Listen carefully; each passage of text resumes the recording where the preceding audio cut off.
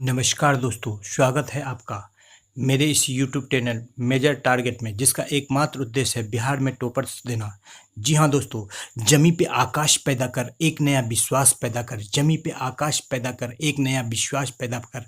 अरे मांगने से कुछ नहीं मिलेगा दोस्तों, मांगने से कुछ नहीं मिलेगा दोस्तों। तू भी टॉपर्स बन के अपना इतिहास पैदा कर, अपना इतिहास पैदा कर, अपना इतिहास पैदा कर। जी हाँ दोस्तों, आप सबको मुहर्रम और रक्षाबंधन की ढेर सारी बधाई। और इस वीडियो में आपको 2011 से 2021 तक के महत्वपूर्ण प्रश्न मिलेंगे, जो कि परीक्षा में सबसे अधिक बार पूछे गए हैं। और इस अंक में आपको साइंस के atom bomb most VVI question मिलेंगे। मोस्ट वीवीआई कैसे क्वेश्चन मिलेंगे दोस्तों? Most VVI. तो वीडियो को शुरू से लेकर अंत तक देखें। चैनल पर यदि नए हैं तो चैनल को सब्सक्राइब कर लें, वीडियो को लाइक कर लें, बेल आइकन दबा दे, ताकि हर एक वीडियो जो हम लोग डालें तो उसका नोटिफिकेशन आपको मिलता रहे। वीडियो को शेयर करना ना मिले दोस्तों।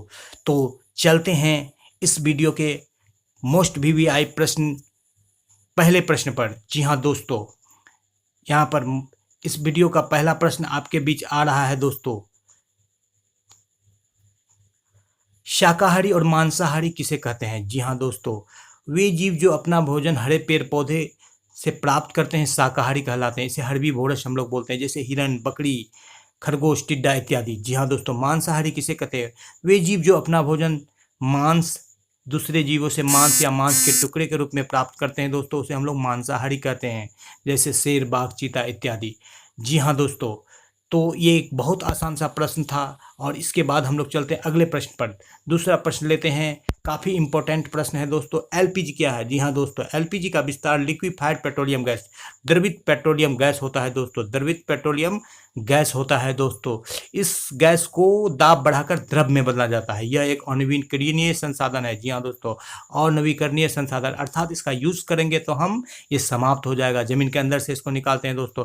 यह ब्यूटेन, आइसोब्यूटेन और प्रोपेन का मिश्रण होता है दोस्तों। ब्यूटेन, आइसोब्यूटेन और प्रोपेन का मिश्रण होता है दोस्तों। यह एक गंधहीन गैस है। यहाँ से एक ऑब्जेक्टिव निकलकर सामने आ रहा है दोस्तों, यह एक गंधहीन गैस है। लेकिन इसमें गंध के लिए क्या मिलाते हैं दोस्तों? इथाइल मरकैप्टन, ताकि जैसे ही गैस का रिसाव हो तो इसका पता चल जाए। यह एक अच्छा उत्तम ईंधन है। गैस के रिसाव का नहीं पता चलने से गैस काफ़ी ज्वलनशील होती है, अत्यंत ज्वलनशील होती है। जब भी हम लाइटर या माचिस का यूज करेंगे तो पूरा घर आग पकड़ लेगा दोस्तों, बड़ी घटना हो जाएगी। उस घटना से बचने के लिए एक तीखा गंध वाला पदार्थ, तीक्ष्ण गंध वाला पदार्थ इथाइल मरकैप्टन कैप्टन उसमें मिलाया जाता है दोस्तों। C2H5SH इसका सूत्र होता है इथाइल मरकैप्टन का दोस्तों। C2H5SH वो मिलाया जाता है। यहाँ पर एलपीजी के कुछ हम लोग गुण को देख लेते हैं। ये इसका ऊष्मीयमान अधिक होता है। जी हाँ दोस्तों, जिस ईंधन का ऊष्मीयमान जितना अधिक होगा वो ईंधन उतना ही अच्छा होगा दोस्तों। ये धुआं रहित ईंधन है। जितना कम धुआं निकलेगा उतना कम प्रदूषण फैलाएगा। इससे जलने के बाद कोई विषैला पदार्थ या अवशेष, राख वगैरह प्राप्त नहीं होता है दोस्तों। यह सस्ता है, हर जगह आसानी से उपलब्ध है। इसका परिवहन और भंडारण आसान है, इसलिए एलपीजी एक अच्छा ईंधन है दोस्तों। जी हाँ दोस्तों, यदि कॉन्सेप्ट में किसी तरह की दिक्कत हो तो बेहिचक आप हमारे चैनल पर कमेंट कर सकते हैं। आपके सारी समस्याओं का यहाँ पर समाधान दिया जाएगा, क्योंकि इस चैनल मेजर टारगेट का एकमात्र उद्देश्य है दोस्तों बिहार में टॉपर्स देना। जी हाँ दोस्तों, अगला प्रश्न लेते हैं। श्वासोश्वास क्या है? इसे हम लोग ब्रीथिंग कहते हैं दोस्तों। सांस लेना और सांस छोड़ना, इसी दोनों को मिलाकर के क्या बनता है? एक गरिष्ठ शब्द है श्वासोच्छ्वास, जिसमें हम लोग सांस लेते हैं, यानी कि ऑक्सीजन को अंदर ग्रहण करते हैं, और जब ऑक्सीजन हमारा वहाँ पर श्वसन क्रिया हो जाती है, ऊर्जा बना देती है एटीपी के रूप में, तो उसको बाहर निकाल लेते हैं।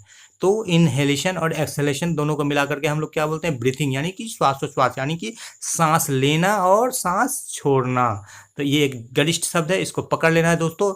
श्वासोच्छ्वास काफ़ी बार ये परीक्षा में पूछा जा चुका है दोस्तों। श्वासोच्छ्वास, इसको हम लोग ब्रीथिंग कहते हैं। और रिस्पायरेशन क्या होता है? रिस्पायरेशन ऊर्जा उत्पादन की प्रक्रिया है, जिसमें हम जो सांस में ऑक्सीजन लेते हैं वो ऑक्सीजन क्या करता है? हमारे कोशिकाओं में मौजूद ग्लूकोज से प्रतिक्रिया कर ऊर्जा बनाता है एटीपी के रूप में, 38 एटीपी। जी हाँ दोस्तों, अगला प्रश्न, विद्युत विभव से क्या समझते हैं? Electric potential.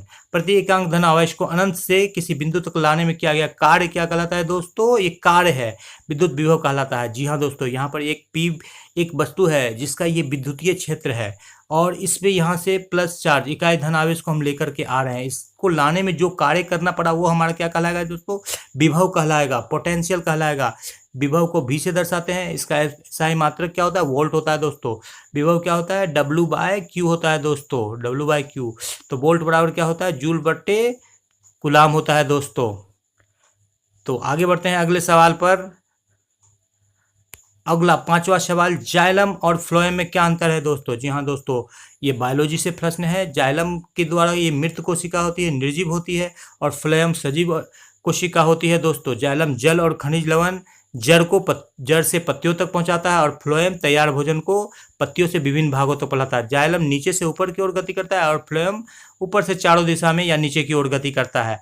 और जाइलम में 2 तरह की नलिकाएं होती है दोस्तों, जिसको हम लोग वाहिकाएं और वाहिनिकाएं, अंग्रेजी में ट्रैकिट्स और वेसल्स बोलते हैं, जिसके द्वारा संवहन जल और खनिज लवण का संवहन किया जाता है। उसी तरह से फ्लोएम में एक कोशिका होती है जिसको हम लोग बोलते हैं चालनी कोशिका, साइप सेल्स या साइप ट्यूब्स, जिसके द्वारा तैयार भोजन का संवहन किया जाता है दोस्तों। जी हाँ दोस्तों, फ्लोएम में जो भोजन का संवहन होता है वो किस रूप में होता है, सुक्रोज के रूप में। इंपॉर्टेंट ऑब्जेक्टिव है दोस्तों, क्या चीज के रूप में तैयार भोजन का संवहन होता है दोस्तों, सुक्रोज के रूप में। किसके रूप में होता है, सुक्रोज के रूप में।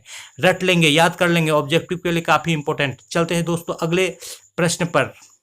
ये 6ठा प्रश्न, चालक और अचालक पदार्थ क्या है। जी हाँ दोस्तों, ऐसे पदार्थ जिससे विद्युत धारा आसानी से प्रभावित होते हैं चालक कहलाते हैं। यदि आप स्टैंडर्ड परिभाषा लेंगे तो ऐसे पदार्थ जिसकी विद्युत चालकता 10⁻7 ओम इनवर्स मीटर इनवर्स के रेंज में होती है, के प्रास में होती है, वो चालक कहलाते हैं। जैसे एल्युमिनियम, लोहा, चांदी। चांदी सबसे अच्छा सर्वश्रेष्ठ चालक है दोस्तों, उसका 10⁻7 उसका विशिष्ट चालकता होती है दोस्तों। ठीक उसी प्रकार अचालक ऐसे पदार्थ है जिसमें विद्युत धारा आसानी से प्रभावित नहीं होती है, यानी कि प्रभावित नहीं होती है, आसानी से भी नहीं होती है, होती ही नहीं है दोस्तों। ऐसे पदार्थ जिसमें विद्युत धारा प्रभावित नहीं होती है वो अचालक कहलाते हैं। और इसको याद करने का आसान तरीका है, इसकी विशिष्ट चालकता क्या होती है, 10⁻7 होती है। यहाँ पर एक माइनस लगाएंगे और ये खुद ब खुद याद हो जाएगा। और लकड़ी, मिट्टी, चमड़ा, ये सब कुचालक पदार्थ हैं। सबसे बढ़िया कुचालक यानी कि सबसे खराब सुचालक यानी सिरामिक्स होता है दोस्तों। ऑब्जेक्टिव के लिए इंपॉर्टेंट है, यदि सबसे खराब सुचालक का नाम बोला जाए तो क्या है दोस्तों, सिरामिक्स है दोस्तों। क्या है, सिरामिक्स है दोस्तों।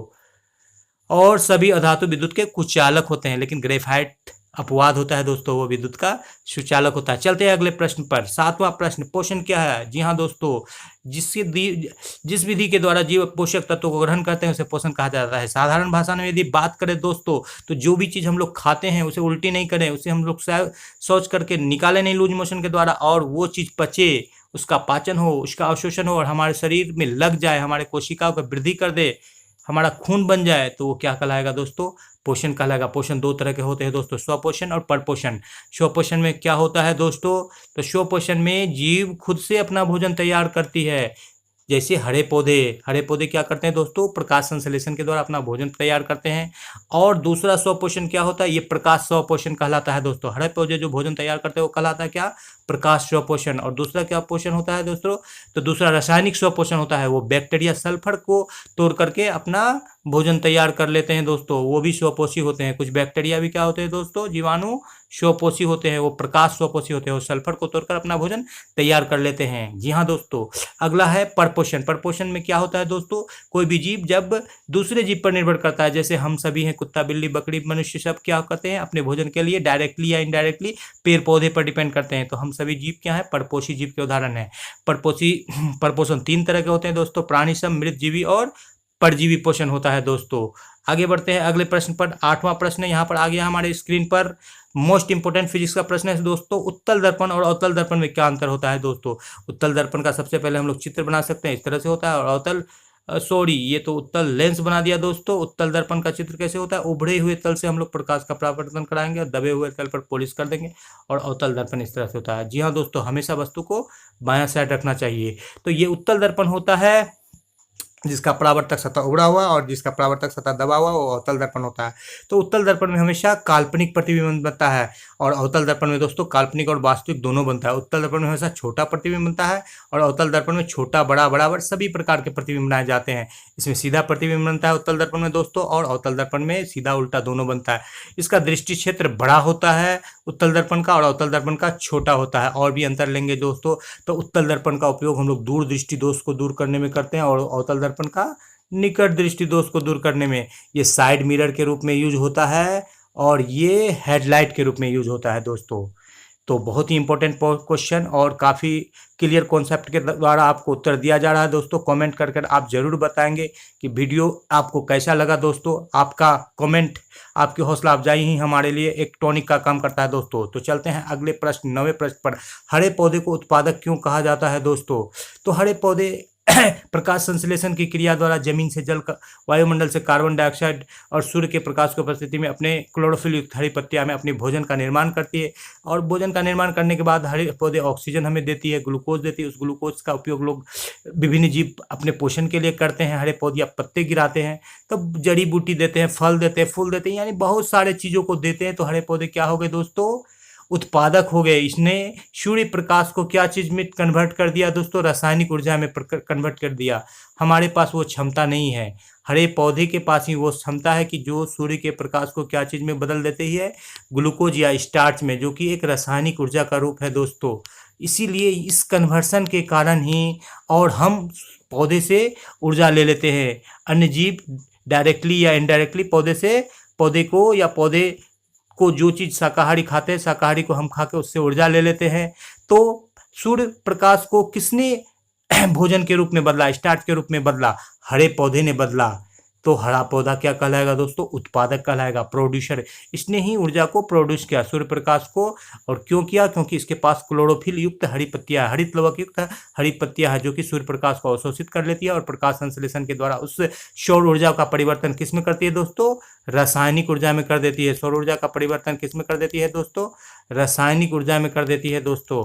तो इसीलिए हरे पौधे को हम क्या बोलते हैं दोस्तों? हरे पौधे को हम लोग बोलते हैं उत्पादक, प्रोड्यूसर। जी हाँ दोस्तों, चलते हैं अगले वीडियो पर और अंतिम प्रश्न लेते हैं। ये प्रश्न है हमारा, धातु के भौतिक गुणों को लिखो। जी हाँ दोस्तों, धातु में कई सारे भौतिक गुण पाए जाते हैं। 1, 2 या 3 इलेक्ट्रॉन होते हैं। ये विद्युत के धनात्मक होते हैं, आघातवर्ध तथा तन्य होते हैं। इसे खींचकर तार बनाया जा सकता है। जी हाँ दोस्तों, सोना सबसे ज्यादा आघातवर्ध और तन्य है। एल्युमिनियम के चादर को हम लोग चॉकलेट वगैरह के रेपर में देखते हैं। 1 ग्राम सोना से हम लोग दोस्तों 2 किलोमीटर लंबा तार खींच सकते हैं। इसी से भी आप अंदाज लगा सकते हैं कि सोना कितना तन्य है। धातु में ऊष्मा और विद्युत की चालक होती है। धातुओं का द्रव्यंक और क्वथनांक उच्च होता है। धातु में विशेष प्रकार की चमक पाई जाती है। धातुएं कठोर होती है दोस्तों। धातुओं को पीटने के बाद टन टन की ध्वनि होती है, एक विशेष ध्वनि निकलती है दोस्तों। और धातु के ऑक्साइड अम्लीय होते हैं। तो बहुत सारे धातु के भौतिक गुण हैं। तो इसी के साथ आगे बढ़ते हैं दोस्तों। और अब आते हैं आपके बीच, हर सजदा मकबूले खुदा हो जाए। जी हाँ दोस्तों, हर सजदा मकबूले खुदा हो जाए, मेरे दुआओं के साथ रब की रजा हो जाए। हर सजदा मकबूले खुदा हो जाए, मेरे दुआओं के साथ रब की रजा हो जाए। और आप टॉपर बने अगले एग्जाम में दोस्तों, और तमाम उम्र गम आपसे खफा हो जाए। जी हाँ दोस्तों, यदि वीडियो पसंद आया तो वीडियो को लाइक कर दें। यदि वीडियो पसंद आया है दोस्तों तो वीडियो को लाइक कर दें, वीडियो को शेयर कर दें। चैनल पर नए हैं तो चैनल को सब्सक्राइब कर दें। और वीडियो को शुरू से अंत तक देखने के लिए आपको बहुत बहुत धन्यवाद। और इस चैनल को बहुत सारा प्यार देने के लिए बहुत बहुत धन्यवाद। फिर अगले वीडियो में बहुत मोस्ट इम्पोर्टेंट क्वेश्चंस के साथ, जो कि सबसे अधिक बार परीक्षा में आए हैं, फिर आपकी सेवा में हाजिर होंगे।